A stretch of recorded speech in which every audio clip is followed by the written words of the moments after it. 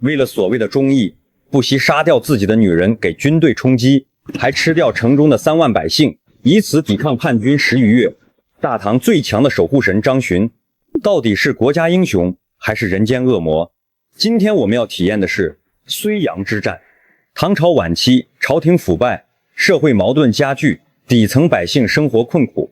看到天下如此混乱的安禄山，此时趁机起兵造反，大唐半壁江山沦陷，洛阳、长安相继失守。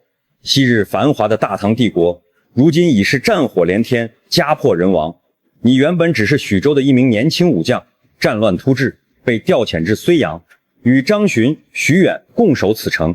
你知道睢阳的重要性，它是江淮门户，是南方最后的屏障，一旦陷落，整个江南将无险可守。这座城池不算雄伟，粮仓已然空虚，守军虽不足万人，但张巡依旧从容。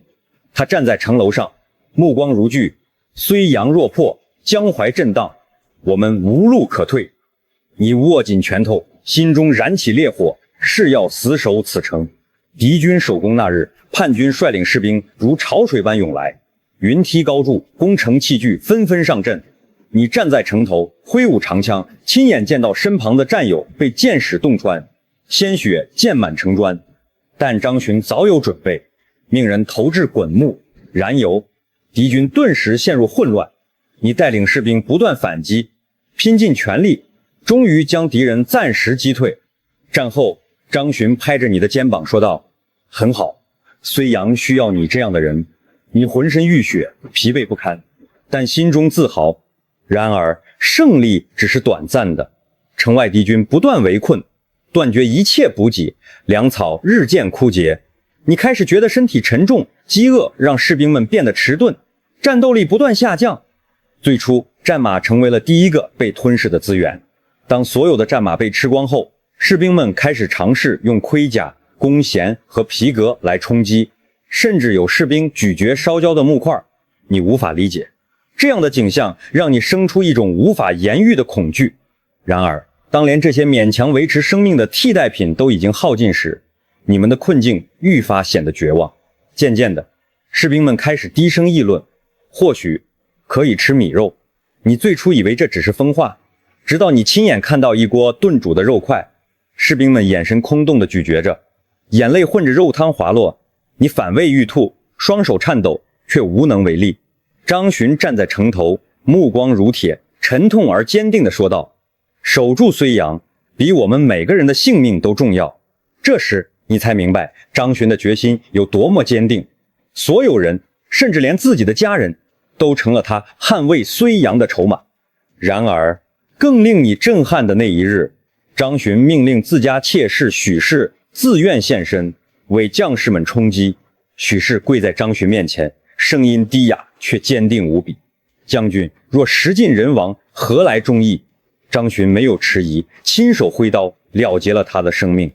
城中将士无不泪流满面，愤怒与绝望交织。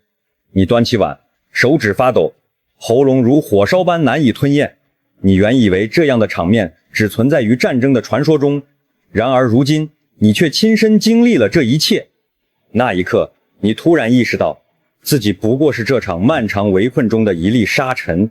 饥饿、恐惧、死亡已经把人类的尊严压得支离破碎，可战斗还在继续。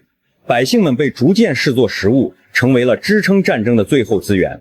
10个月的死守让敌军愈发焦躁，城内百姓已从3万减少到只剩400余人。就在你以为一切都将终结时，远方的地平线上尘土飞扬，大唐的援军终于来了。敌军大乱，叛军再无心恋战，被迫撤军。你跪倒在血迹斑斑的城墙上，望着东方的晨光，泪水夺眶而出。睢阳保住了，后方的江淮不再受叛军侵扰，为大唐争取了宝贵的时间。但这座城却化为了人间地狱。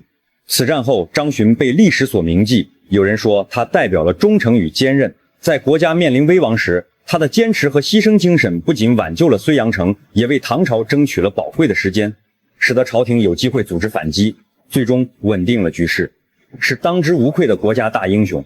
但也有人诟病为人间恶魔，为了所谓的忠义，不惜吃掉城中百姓，只是为了维护腐败朝廷的利益，说到底也是为了自己。后人们议论纷纷。如果你是张巡将军，在面对军队和百姓之间只能活一个时，你是会选择吃掉百姓继续战斗，还是缴械投降寻求敌人，放你们一条生路？